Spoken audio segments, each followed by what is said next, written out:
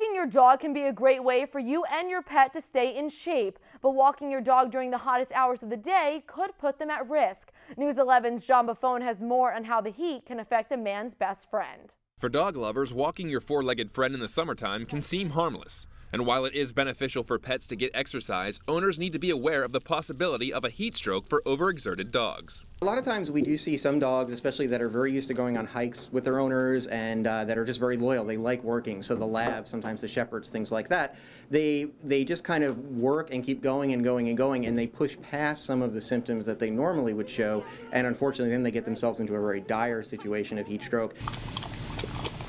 Though all dogs can experience a heat stroke, some breeds are more susceptible than others. The dogs that we worry the most about with heat stroke are a lot of the northern breeds, so your Malamutes, your Huskies, your Newfoundlands, things like that, St. Bernards that are very large, have very, very thick coats because really they're designed to be more northern climates, and dogs that have very pushed-in faces, so your Pugs, your Bulldogs are perfect examples. Jamie Shelley of Ephrata takes her dogs on walks routinely, but makes a point to keep them hydrated.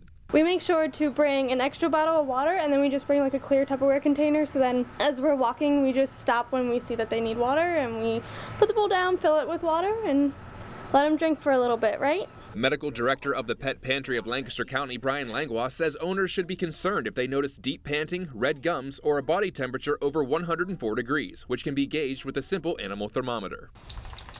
We understand that people love hiking with their pets and things like that. Just adjust the schedule. So obviously it's much cooler usually in the early morning and in the later evening.